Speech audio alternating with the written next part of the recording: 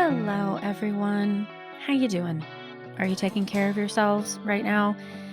I just want to note that taking care of ourselves, even though that's something that we continue to say over and over, it's not always that easy. And I had a post on Instagram recently. Somebody had shared, actually, my friend Margaret had shared a picture of Maslow's hierarchy of needs. And at the top is self-actualization. It says, "We are not here." And the bottom is our basic needs and safety. And it says, "We are here." And it was a good reminder that even though we might have aspirations to work out or lose weight or meditate, we might not be able to do those things right now because it feels so emotionally difficult. So I just wanted to let you know that if you're listening to this, that means you're alive. Congratulations for still being alive. And I'm not being facetious about that. I think just the fact that we are putting one foot in front of the other and waking up and putting clothes on, even if they be pajamas, congratulations to you for doing that for yourself. So hope you're taking care.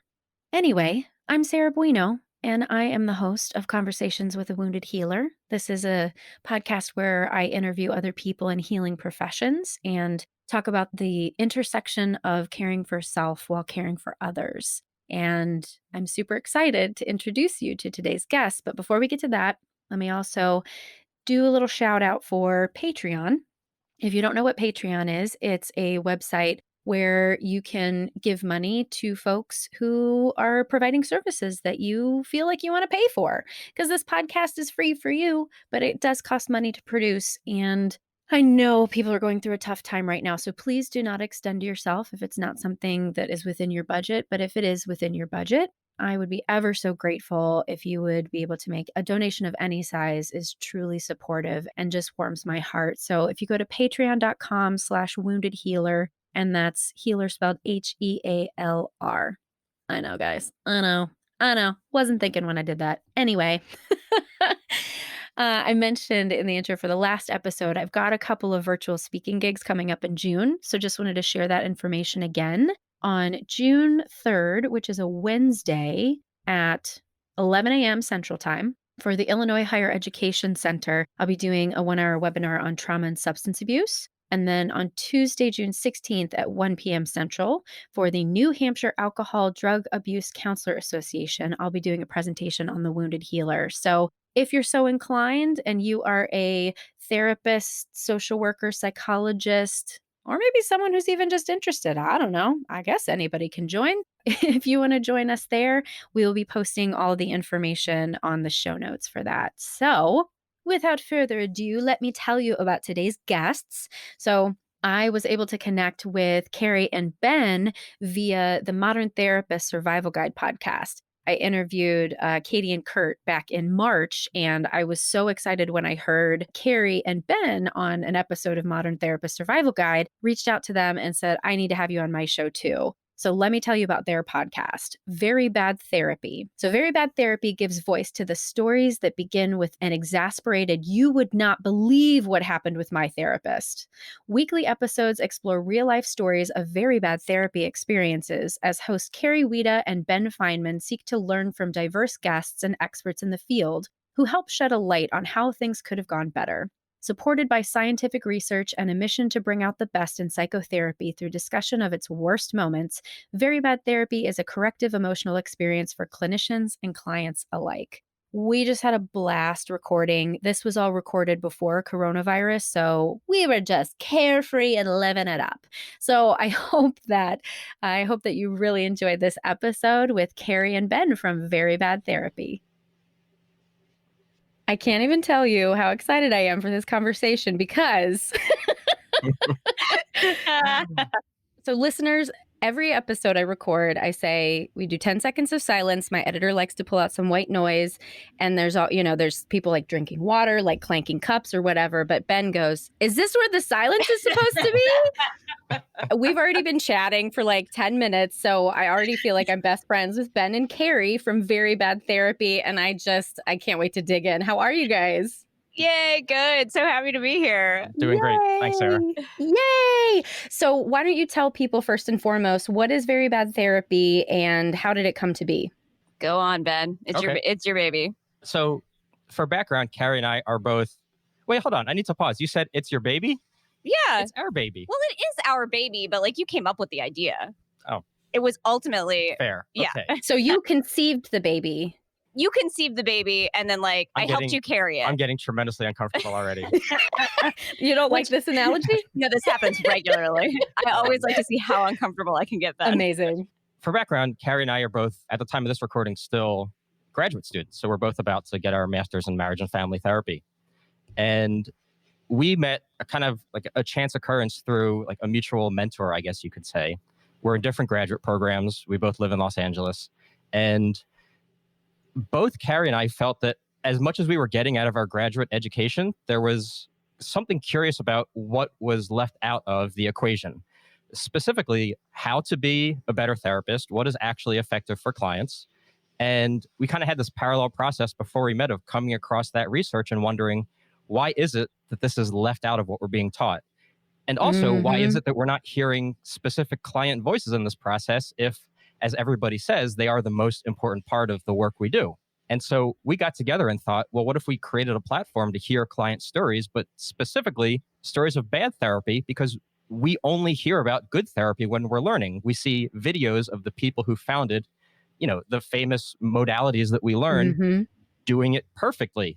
And that isn't realistic. Nobody is going to go in and do something flawlessly because therapy it's a shared mess. It's a series of mistakes. I love that, a shared mess. Yeah, that you sift through together and co-create something amazing. And we only learn about what looks amazing for the most part in grad school. And so Carrie and I said, well, let's create a platform to invite people on, not just to share their experience, but what goes wrong so we can learn from our mistakes. Because in my personal opinion, that's the best way to learn is by seeing what you did wrong and repeating it until you do it right. And it's really hard to know what it is you're doing wrong in therapy because there really isn't a way to get that feedback. Now, that's something we can go off on a tangent on about client feedback and how important it is. But I'm sure I left a lot out. What do you have to add, Carrie? When Ben brought this idea up to me, my first thought was like, absolutely. And I think because every therapist or therapist in training, I think secretly has always wondered, like, what exactly is this like for the client? And it's one of those things. We've talked to a few people after we launched the show that were like, this is so obvious. Why did no one think of this before? But that's what happens. And I think in our field, there is this established, this is how we have done it. And there is this emphasis on the client experience, but it's almost like it has been taboo or just like, oh, no, that's too close to go interrogate a client about their experience in therapy. But I think secretly all therapists, especially at the beginning of their careers, are like dying to know what is happening on the other side of the room. So we have been just so lucky that so many people have been willing to share their stories, want to share their stories. It's a bummer. It's a huge bummer that there are so many bad therapy stories. I know. But it's been great for us, I think, on a selfish level as clinicians to hear all the different ways in which things can go wrong or can be perceived as bad experiences by clients. So that's what I think we've found to be the most valuable about doing the show. Yeah, it's bad therapists. Man, honestly, that's part of the reason I started this podcast too, because not necessarily from the realm of therapists being bad, but from the realm of watching people not engage in their own self-work, which is absolutely crucial. And so I wanted to be a voice for that and an inspiration for people to recognize that it's not optional. Like you have to do it. Absolutely. Yeah. And if there's like a nice middle ground where if a lot of the therapists we hear stories about did the kind of work that you and your guests on this show talk about, Carrie and I probably wouldn't have a podcast. Exactly. Right. But I also want to speak to the notion of bad therapists because you had reflected on that. And I think to some extent, we're all bad therapists at times because so much of it is in the variability between the client, the therapist, and the fit. Now, some therapists are way worse than others. We've heard stories of therapists asking their clients out on a date, or therapists physically tackling their client. Like I didn't listen to those episodes yet. Jesus Christ. Yeah, stuff that goes beyond the pale. And like those, I think you can just like confidently place in the bucket of bad therapy. But we've also heard stories where at least I've reflected have been like, oh shit, I've done those things. Right. And so much of it is Mm-hmm. how it's received by the client and the space you create so the client can say, I don't feel safe, or this isn't okay. And if Right. you as a therapist don't take that step, you're going to do bad therapy. Right. How does Yeah. Scott Miller described it as doing therapy as a series of mistakes, or Yeah, like I therapy is forget. just one long series of mistakes. Yeah, which I like that. I love it too. It's such a great perspective because if you go into the room knowing that like all you can do is most likely like make mistakes, and that's kind of the point, right? You are your own person, like walking into that room, and you're meeting another person who is a distinct individual who's had a series of experiences that you can begin to understand. Starting from that place of, I'm going to try it, I'm going to show up, and I'm not perfect and I'm not an expert, and together we're going to figure out what this is. I think that takes the pressure off, especially the theme that like I feel I keep harping on about that I've heard from our stories is therapist defensiveness, which I think, right? Yes. Like that seems Preach. to be at the root of like almost every bad experience. And Right. defensiveness comes from, I can't make a mistake. I wouldn't make a mistake. I'm the therapist. I'm the one in Right. control in the room. Whereas if you're coming into the room from a place of humility, from a place of, it's okay if I fuck Mhm. up. Excuse me, can I swear on the show? Sorry. Please. Oh, okay. We fuck it all up here. Yes. Oh, great. I am released. I have freedom. But yeah, like when we come from that place, we are far more able to hear feedback from our clients, as opposed to a place of what I'm doing is right. And then anything negative from the client kind of throws my whole reality out of whack. Mhm. And if you have not done your own self-work, you don't have the ability to put your ego to the side. That's at least what I see.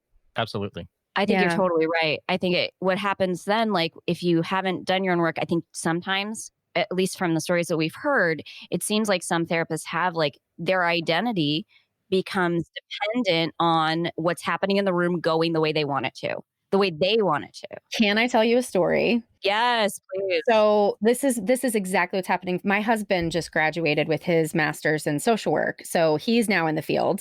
Congrats to your husband. Congratulations. Right? Yay, Rich. Go, Rich. He doesn't fucking listen to this podcast, so he'll never hear that shout out. What an asshole. I love him so Come on, much. Rich. Step it up. So he came home one day and he basically does like clinical case management for really complex older adults and their families.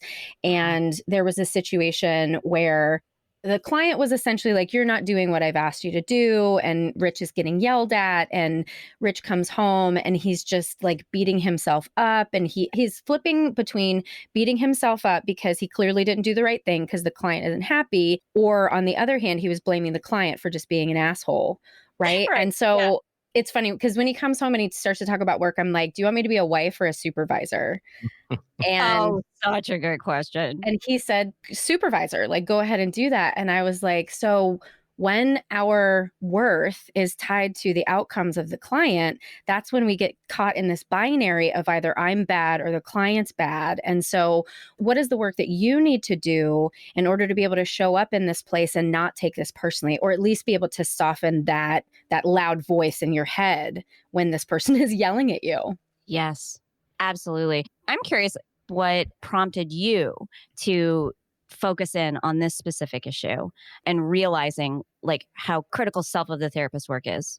The initial reason I was featured on another podcast before I even thought about starting my own podcast, and the interview got so much positive feedback where people were telling me, I've never heard vulnerability and professionalism held in the same space at the same time quite like that. I love that. And I was like, are you kidding me? This is how my friends and I move through the world. So I just need to record these conversations so that everybody can hear this, because I knew I wasn't unique or special. I knew that we could continue these conversations into infinity and that everybody could recognize that. And one of the biggest compliments, I literally got an Instagram message today from a person who is entering the field and just got into grad school. And they said, I thought I was too anxious to be a therapist because I just didn't have my shit figured out yet. And I hear that all the time. And that is what this podcast is for, is telling those folks out there who've been in pain and who've had trauma and been hurt and don't have it all figured out, that you are the ones who need to be therapists because you are willing to do the work. I love this marriage of the themes of both of our podcasts, that Right. it's not just okay, it is a feature of human existence Right. to be wounded, to be flawed, to make mistakes. And it's the same exact thing as a therapist. And Right. having those qualities makes you a human being. It makes you a therapist. The work is around what happens afterward. Are you open to not being Right. defensive about yourself Yes. as a person or yourself as a therapist, and to bring that all together so you can be with a client and just create safety that it's okay. This is all of us. Now let's create something amazing. Exactly. Well, that's a really good segue to talk about you guys. So, what is it that made you decide to be therapists? You first. Me first. Wow. Okay. Actually, What? can I say something that isn't necessarily answering the question first? Yes, of course. Yes. I have been not dreading this question, but I think curious about Interesting. how it's going to feel to answer, in part because in our podcast, we interview clients, we Mhm. interview like experts in the field, we look at Mhm. research. We very rarely bring in the themes Yeah. that you bring out so well in your guests and in yourself on the show. And I don't think that's an accident, at least for me. Like my way of being in the world is very other oriented. Mhm. And so the idea of talking about myself, talking about my story, talking about, my wounds, all of it feels so, in a sense, I think I'll own the fact that it feels uncomfortable, especially on this Yeah. kind of platform. So, That's why I'm going Carrie, first. you go first. Well, can I speak to that? Because I think Please. Mhm. you know the beauty is that you showed up and you're willing to do it anyway, right? And I think that fear is what stops so many people from taking courageous actions in their life. So I'm grateful that you're showing up even though you're uncomfortable. Thank you. Ben does that so much, and he is. That's I know awesome. he's going to get so embarrassed right now because I'm just going to praise him. But he is actually one of the most other-oriented people you will ever meet, and he does get so uncomfortable when people praise him. Uh-oh. So I he's know, I getting a love it. double dose right now. Right I see. now, If he's you guys could see his face, he's getting red. He's laughing. This is also in part how I like to make Ben uncomfortable.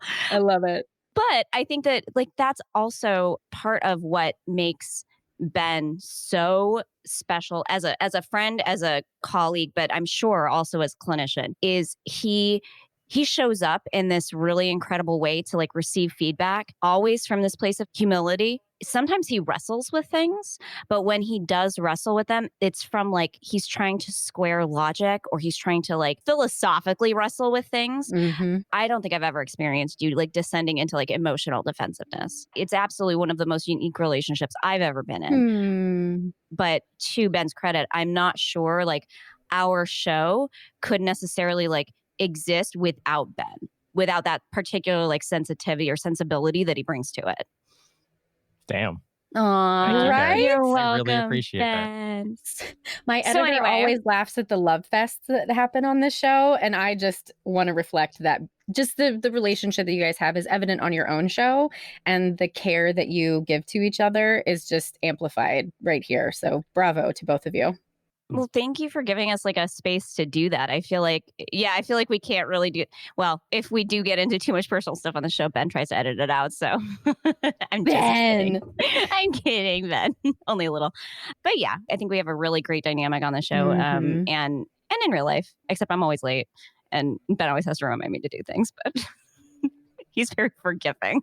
Amazing. So, Carrie, you were saying about your That'd own be me. personal story? Yeah. How'd you become therapists? Yeah. You see how I turned that around? You see Right. how I reflected that right back at you? Okay, yeah, I'll start. So I started out my life in, Sarah, this is probably going to come as no surprise to you, in the entertainment industry. I was an actor for a very long time. And so that has been my career, or had been my career for many years. And at a certain point, sometime in my early 30s, I just really realized in many ways it was not how I wanted to spend the rest of my life. It wasn't there were certain fun things about it, but values wise, what I wanted to do with my time here on the planet, it was not exactly matching up. So I had a real crisis of career, of what I wanted to, who I wanted to be in the world. And so really it was a very pragmatic, sit down and what kind of job do I want? And Mhm. I'm completely unashamed to say high on my list was auditioning. I had to drive all over the city every day of the year, constantly be available to go anywhere. I have no idea like what the next day is going to look like. So I wanted to go to the same office every day. I wanted to have a parking spot. Mm. I wanted to sit on a couch. And what was really important to me was to do something that I felt I was suited to, that I would enjoy the work, but that also I could feel like I wasn't waiting to get to a point where I could do something good with what I was doing. I wanted whatever I did to make me feel good going home at the end of the day. Like I put something out there that wasn't just making somebody else money. So, I mean, that's kind of where I was looking into dog training for a very long time because I love my dog. Then somehow like fell into, my brother is a child and adolescent and forensic psychiatrist. My mom was a pediatric nurse. So the field I was aware of the field. And so at some point in there started like kind of looking into that. And the more I looked into it, the more I realized this was such a great fit. And early on in my Googling, just my Googling of the field, one of the first resources that I came across was Ben Caldwell's blog online at psychotherapynotes.com, which is, I mean, I don't know, like in reading those posts, I just thought, oh my God, this is what people in this field are like. I need to do this. I want to be around these people. So that's how I ended up, in the field. And I honestly, like, best decision I have ever made in my entire life. Every day I'm like feeling, I mean, I may be like frustrated and overwhelmed with all of the things, but on some level, I feel like every day I feel fulfilled and like I'm doing something of purpose. So that's how I ended up here. Fab. Ben? I think in some ways how I ended up here is similar to Carrie in that I was in a profession that felt like inherently unfulfilling. So the day I graduated, I got my undergraduate degree. My partner at the time and I packed up a U-Haul and drove from Boston to Las Vegas so I could try being a professional poker player. What? And I did that for 12 years. What a backstory. I am loving this. I did that for 12 years, lived in Las Vegas for 10 of those 12 years. Holy shit. And it's a great job to have for many reasons. There's a lot of freedom and it's exciting and fun and challenging. But also, as I said, it's inherently unfulfilling. It is a zero-sum game. My wins are at the expense of somebody else. My happiness is oftentimes at the expense of somebody else. And it's not like one of those card counters who plays blackjack and beats like a faceless casino where there's no guilt in, taking money from billionaire casino owners in that context. But I think there's a lot of guilt in winning money from somebody who you get the sense is losing money that they need in order to live a fulfilling life. Wow. And over time, that sense of dissonance grew and grew in me. And then after 10 years in Las Vegas, my partner who I moved out with, he and I split up. And in that moment of something of a midlife crisis, I think you could call it, I realized I just wanted something that resembled a completely clean slate. So I left Las Vegas and moved to Los Angeles. And within short order, found myself doing my own work, reading a lot of books on psychology, on Buddhism, on philosophy, and connecting to something that I think felt dormant inside of me. Like it wasn't something new. It was just something that hadn't been awoken yet. And in doing that work, realizing how much I didn't want to be in an environment that is sort of fueled by material excess, that is fueled by taking from others and wanting the exact opposite of that. And the more I touched on what felt so deeply true in myself, I realized that I'm not a special human being. This is something that exists in everybody. And what better path forward than to be a helper along that journey for others? And so that sort of nudged me into going back to school and getting my master's. And like Carrie said, I feel like it is the best decision I ever made because truthfully, I do it for myself. I know it sounds kind of paradoxical that the work that is directed at others is for myself, but I feel like I get as much, if not more out of it than my clients do. And the day that stops being the case, I'm going to reflect inward and kind of worry about what's happening. But it isn't altruistic. I mean, it does good in the world, but I get so much out of it that I just feel like so fulfilled. It feels so meaningful. I've never once woken up and said, oh man, I wish I didn't have to go see clients today. It doesn't mean I look forward to it. Right. every single time. It just means that when I go to work and when I leave work, there's something in me that has been nurtured, that needs to be nurtured for me to be as happy as I can be in life. And I didn't get that really at any point until becoming a therapist. So I'm just so tremendously grateful for being in this field and the relationships I've built. It's been just incredibly humbling and fantastic. Well, you both are amazing. First, I love you. We're best friends Aw. already. The interesting thing that I'm hearing from both of you is that there's something about the changing of careers that creates some space for humility in a different way than I think I'm seeing some of my students who go straight through undergrad to grad school. Especially, I don't think you guys have this in the marriage and family, but in social work, we have what's called the advanced standing degree, where someone can get their BSW and their MSW all within 5 years. Wow. And there's so much life experience that's missed that I heard in both of your stories, where you're like, you're doing a thing, you're like, I'm good at this thing, so I'm going to do it. And then at some point, there had to be that internal self-reflection of, this isn't doing what I thought it was going to do for me.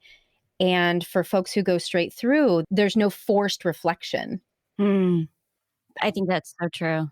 Ben, you're super into research, I know from listening. So have you seen any research on the difference between career changers who go into this field and people who go straight through? I haven't seen that research, but I have seen research that may challenge your hypothesis. Is that okay Tell me more. to bring up? Duh. So there are so many things that we assume are correlated with being a better therapist, having better outcomes with clients, that don't bear out in the research, and age is one of them. So it's not specifically what you're speaking about, but it doesn't appear that a therapist who is in their 20s, for example, has any kind of deficiency in terms of their ability to be with clients as somebody in their 30s, 40s, 50s, and so on. So I don't know how that maps on to what you and Carrie were thinking, but I'll just put it out there into the world for people to process. Well, I think that, and this is what I love so much about when Ben does bring up the research, because it's such a good reminder that what like my personal experience maybe, it may not be the entirety of the story, which is, again, humility reinforcing, right? I feel like what you're talking about, Sarah, I feel has been anecdotally my experience, not in terms of like better outcomes for clients, but yeah, in terms of the MFTs that I have known, like my colleagues who are younger, who went straight from undergrad into the graduate program, or maybe just took like a year or two off. It's not that I think some of them are just brilliant therapists. I mean, like better than me. I mean, like some of them are just already like fabulous. But I think what they struggle with, in addition to that I don't, is that insecurity. I feel like they deal with insecurity or imposter syndrome a lot more than I do. Like Ben and I have had this conversation a lot. Like I feel like I have no imposter syndrome when it comes to this field because I know, yeah, like, and I think it's because like, I know I am doing the best I can. And I know that the research shows that that's at least good enough, you know? And so I feel like coupled with a sense of like humility going into the room and also not having my identity built on the other person's reaction. If the client outcomes aren't improving, that doesn't make me feel like I'm a bad therapist. It makes me think, what am I missing? I need to go get consultation, you know? But it's not like, oh my God, maybe I picked the wrong field, you know? And I feel like, unfortunately, I didn't see a lot of support for our younger students in my program. And my program was pretty much mostly younger students. And there was a lot of assumption, I think, from the faculty that, well, this is a graduate program. You should be a mature adult at this point, and you should know what we mean when we say self of the therapist work. But these kids are 22, 23. Like, I didn't know what that shit meant. No I idea. didn't know what it meant like 5 years ago. Come on. I was working at Starbucks at 22. Like, you can't possibly be focused on self-development when that's your context. Wait, hold on. What? Sorry. That's fine. I don't know if I agree with that. Oh, okay, go ahead. I guess just for context, I have a lot of imposter syndrome. Oh, yeah, he does, which is ridiculous, but he does. So there's an idea that like therapists are born and not made, so to speak. One of the other things that's totally counterintuitive is that there's no evidence to show that therapists on average get better with experience, which is mind-blowing. Therapists can get better if they do certain things to that end. But if we take the idea that like therapists are born, not made, then the therapist who's at Starbucks in their early 20s could very well already like be expressing that ability to do the work of the self, that ability to be present with clients, just as somebody who, like you in your early 20s or me in my early 20s, I would have been a terrible therapist. And it's not that I necessarily got there from a place of inadequacy, but rather got to where I was all along and just sort of brushed off the things that kept me from realizing what that was inside of me that let me be a better person, a better therapist, etc. I don't disagree with anything you just said. My sense is going back to, like, I am thinking of one of my classmates in particular who is younger and really insecure about a lot of things, just didn't have a whole ton of life experience, and has to be, again, I saw her work a little bit in like our fieldwork classes when we saw reviewed videos. One of just the most gifted therapists. I mean, I would send my children to her to be raised, like 100%. But she, I think, didn't have the same confidence in her abilities that I did. And I wonder if that can come from, for some people, can come from age or having had a career already and then realize that like maybe a career doesn't constitute one's identity. I don't know. Mm-hmm. That's all I'm thinking of. And I guess I'm saying, like, I hear what you're saying, and I totally agree with you. And I think that there actually are some very young people who do have that self-awareness and are totally ready to go. And for them, I think that's a great idea. So I'm so sorry to interrupt. The thing that I heard you say that I think is so important is for the young people who are going into this field, they need the support to be able to develop this stuff sometimes. That's what I heard you say that is missing. It's missing in all of our programs. I mean, I only teach at 2 universities, but I've got a lot of friends who teach too. And from what I hear about, your experiences, there's no time for us as professors to really mentor some of the folks who need it. Things move so quickly. Like, I'm teaching at an online university and I have 8 weeks and 90 minutes once a week in order to teach them everything about addiction, right? And so the task that I have in front of me, it doesn't include mentorship, which is really why I went into teaching in the first place. And if we had more of a system that was supportive of nurturing all of these things that we're talking about that we know are so important for this career, it would be a whole different story. Mm-hmm. Absolutely. Well, this might be a good space to shift into the healer question, which I'm guessing strikes fear in the heart of Ben, potentially. I don't know. Can I share my process around answering this question? She hasn't even asked the question yet, Ben. Okay. Sorry. Then you can share your process. Well, how do you feel about the term healer? Yes, I have been wrestling with this because I knew it was going to be asked, to the point where, in having no idea how I feel, because I don't feel strongly one way or another, I actually messaged my mom and said, "What do you think about this term as it applies to me?" Aww. What did Mama Fineman say? Is that her last name? It isn't, but that's okay. Oh, damn it. She always tells stories of getting phone calls when I was 7 years old from the principal's office asking for Mrs. Fineman, and she knew that it was the principal's office because nobody else called her by that name. Right. Wait. The principal's office was calling. I have a lot of questions about your childhood now, but okay, continue. I actually got in trouble for running a March Madness bracket when I was in 6th grade and collecting money for it. Of course. Totally separate story. Poker player. Amazing. This is what I find out about Ben. Like, he drops these things. Do you know he's also like a death metal drummer? I'm not exaggerating. Let's start a band. Yes. Oh my God. So my mom responded essentially saying, "Of course you are," and explained why, from her perspective, the field of psychotherapy and being a therapist is inherently healing. But it wasn't really specific about me. So I don't have any real like good juicy info.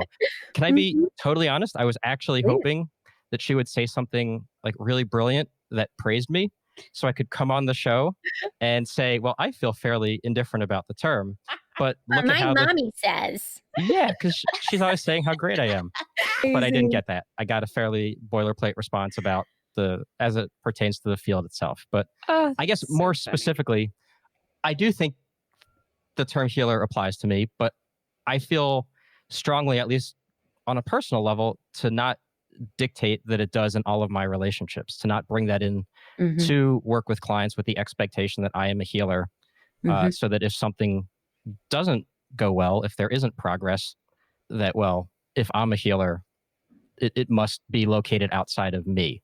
Mm-hmm. It's almost a way to create space for the times when I'm not a healer, for the relationships, professionally, personally, in which I make mistakes, in which I hurt people. So Mm-hmm. I do think I'm a healer. I also think I hurt people. And I think it's not necessarily for me to decide what label to affix to myself, which is not necessarily, I think, the answer that most people give on the show, but it is what feels right for me. It is the first time somebody has reflected that I am a healer and I'm a herder, essentially. And I really love that reflection because that's true. Yeah. Yeah. Wow. Thank you, Carrie. You're welcome.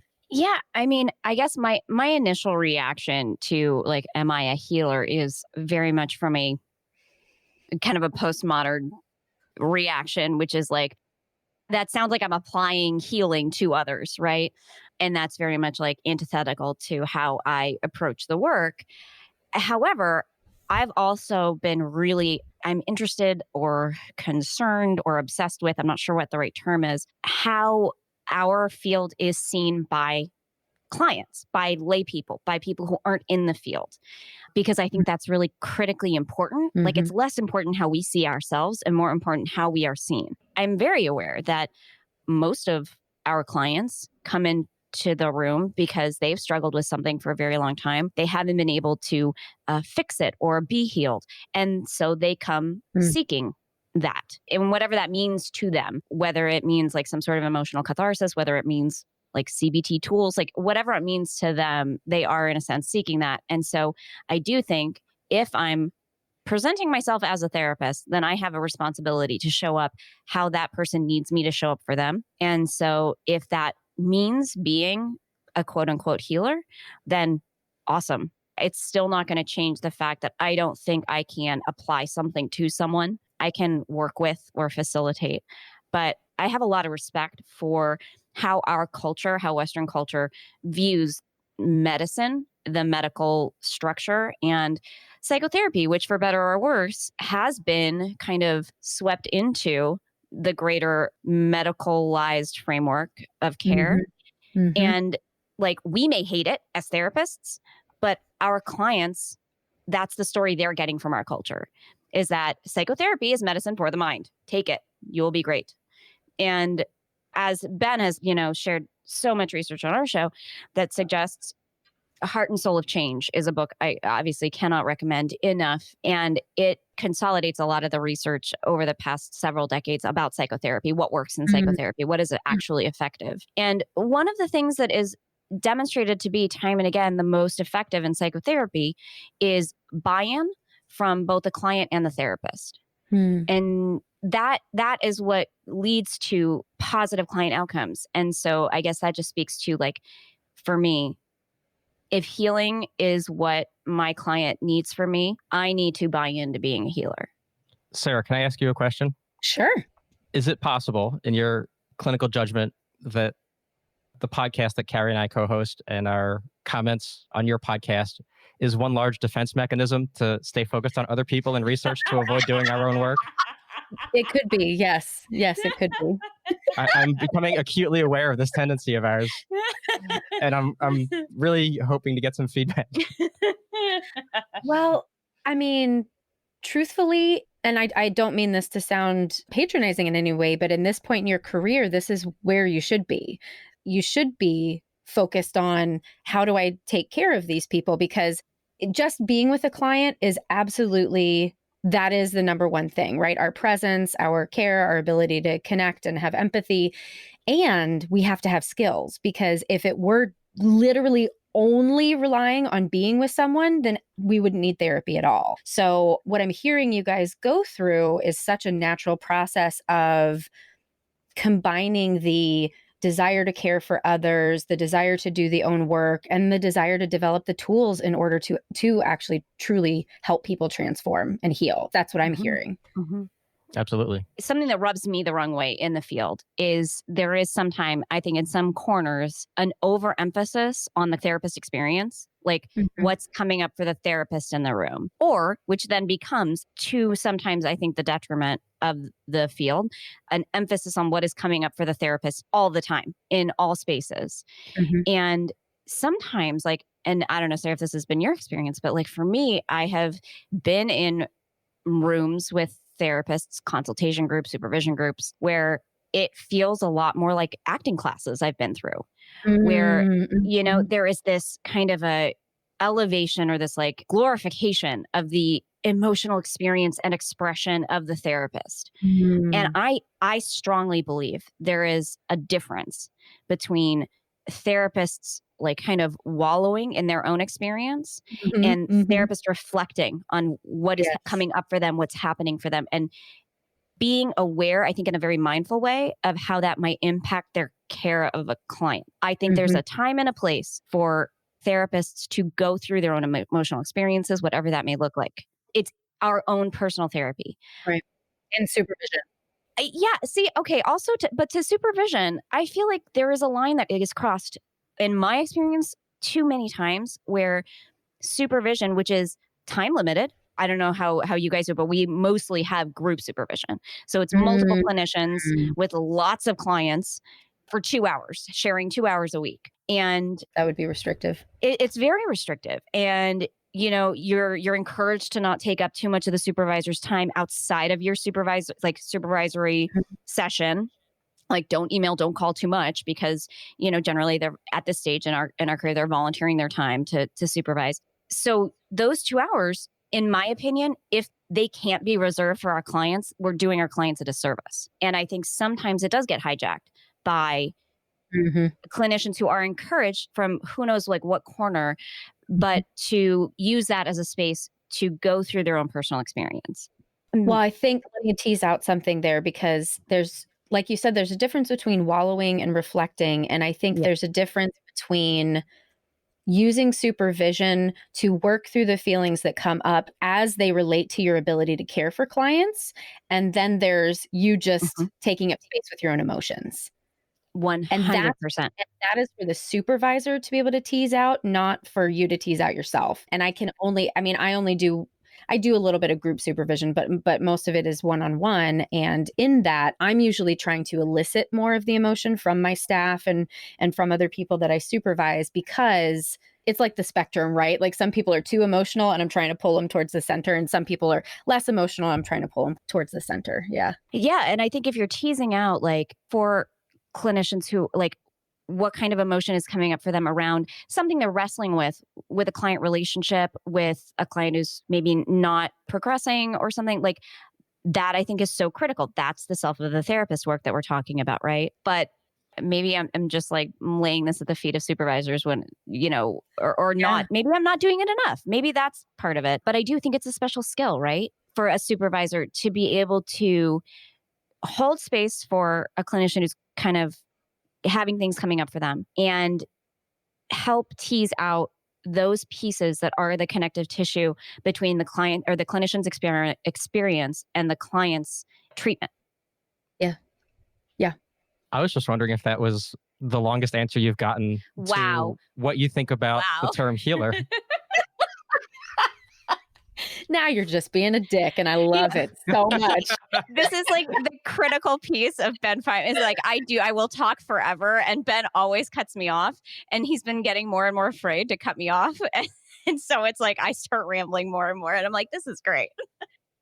Well, what you're saying is really important, and there's so much involved in being a therapist. There's so much that we're looking at. There's so much that we're holding.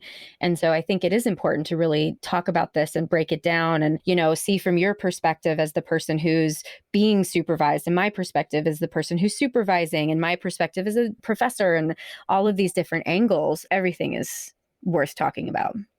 There's so much, I think, of the supervisor's perspective I would love to know. I mean, I feel for me that Mhm. that's just kind of behind a curtain. Like, I'm Mhm. not sure like what it must be. It must be a lot, because I know that like, at least for one of the tracks here, to become a supervisor, you have to get supervision of supervision, which Oh, I always think is interesting. a funny phrase. But I think it speaks to like that it's a very difficult position.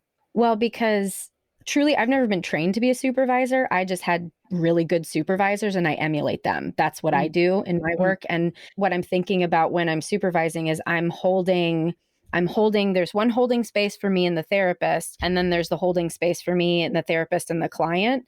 And then there's the space of me, the therapist, the client, and the client's experience. And so it's so meta, you guys. it is. So let me shift gears again because I want to make sure we get to the wounded healer question before we wrap up, because I'm very curious your answers on that one. So, are you a wounded healer, Ben? That's a question. Are you? Yeah, I think to some extent, I almost have an easier time answering this one because it feels more internal than dependent on somebody else's experience of me. I think we're all wounded. I think I am Mhm. certainly wounded. I think compared to most, had a very privileged life. And so when I think of myself as wounded, it's really hard to tease that out from what that means in the context of other people's experience. But I think we all experience trauma, especially in the 2020 cultural landscape on a daily basis, whether Yep, it's big fuck T or yeah. little t. Mhm. And it feels like one of the most important tasks of a human being is to accept, or for me, I'll make this about myself.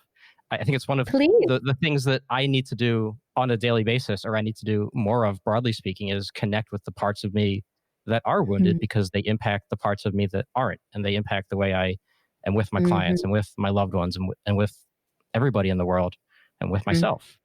I'm absolutely wounded. And we can get into, all of the fun details, but I think to some extent that's less of how I process it and more of trying to be with it in the present and staying mindful of how it impacts me and the people around me. That's awesome. Carrie? Ditto.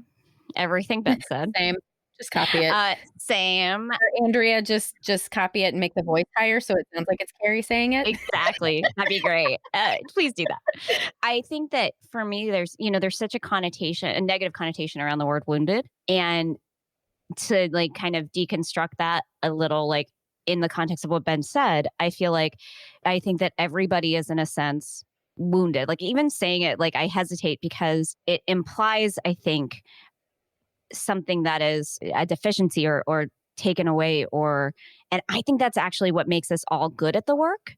And I Mhm. think it's also, to Ben's point about checking in with what are your wounds, like what is Mhm. different in you, or what has uniquely impacted you. That's also where we can find our weaknesses as therapists.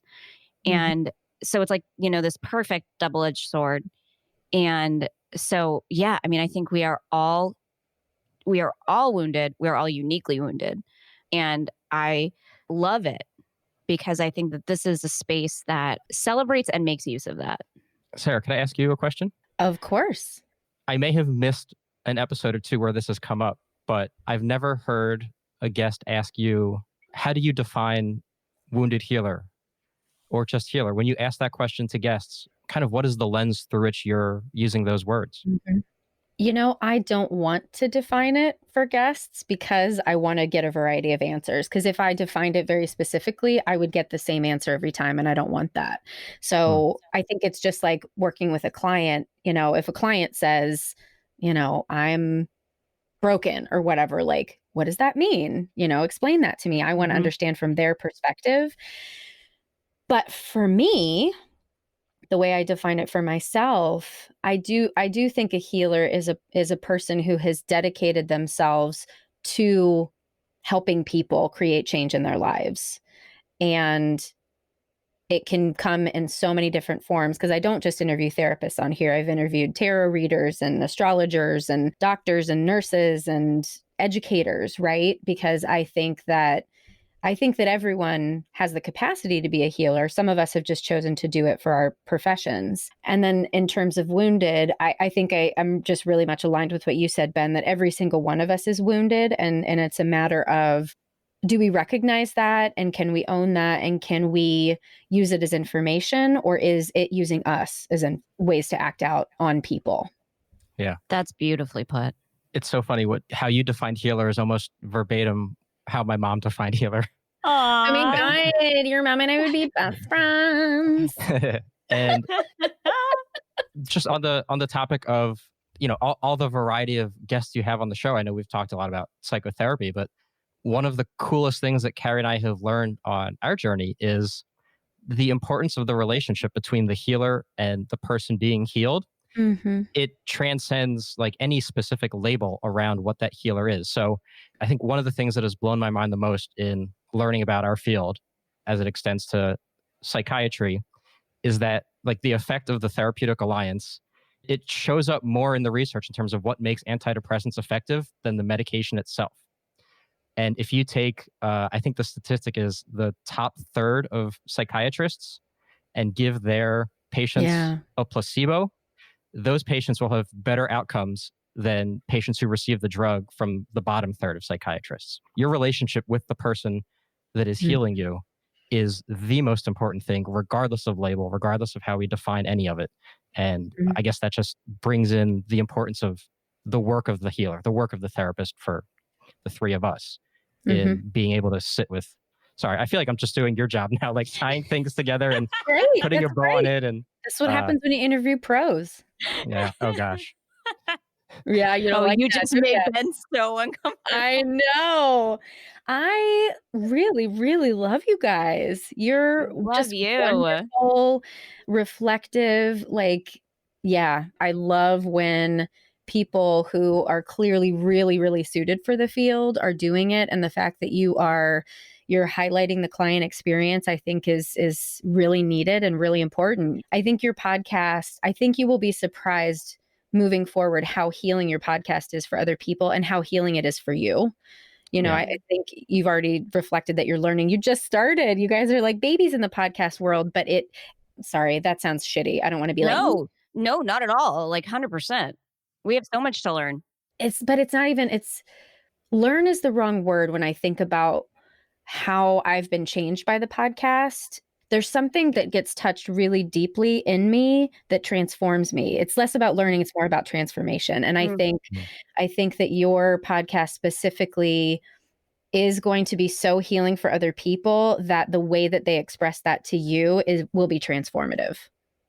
Thanks, Sarah. Yeah, thank you so much. I feel like the same could be said for the work you're doing. I can't thank you enough for like your emphasis kind of illuminating these issues, and especially what you said earlier about kind of recognizing the lack of these kind of conversations for beginners in the field, and the work that you try to do to introduce that or provide that, I think is just so incredibly needed and wonderful. Thank you. Well, yay for all of us. Yay! Well, where can people find you? You can head over to our website at www.verybadtherapy.com. You can also find us on iTunes, Stitcher. I don't know what's the Android one, Spotify. Yeah, wherever you get your podcast. Wherever you get your podcasts, all of them. Awesome. Well, you're just a delight, and I'm so happy that we're connected. And I'm more than happy to support you in absolutely any way that I can. Thank you so much, Sarah. This has been a treat to talk to you. Awesome. Thank you, guys. Thank you so much, Ben and Carrie, for joining us today. So now that you've listened to the whole episode, go find Very Bad Therapy on Spotify or iTunes, or it's called Apple Podcasts. Wherever you get your podcasts, go search for Very Bad Therapy and check out some of their hilarious and terrifying episodes. You can also find more information about them on my website at www.headhearttherapy.com/podcast. Thanks as always to Andrea Klunder and the Creative Imposter Studios for editing, to Liam O'Donnell for the album art, and Ben Mueller for our theme music. Take care of yourselves. Until next time, bye-bye.